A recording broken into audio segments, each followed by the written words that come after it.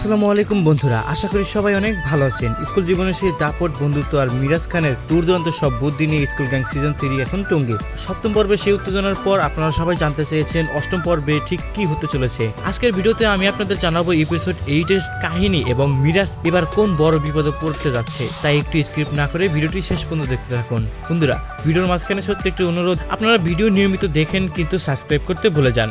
আপনাদের প্রতিটি সাবস্ক্রিপশন আমাদের নতুন ভিডিও বানাতে অনেক বেশি সাহস দেয়। তারা এখনই নিচের সাবস্ক্রাইব বাটনটি প্রেস করে এবং বেল আইকনটি বাজিয়ে আমাদের ছোট্ট পরিবারের সদস্য হয়ে যান। ভিডিওটি ভালো লাগলে লাইক দিবেন। বন্ধুরা, এবার আসি আসল গল্পে।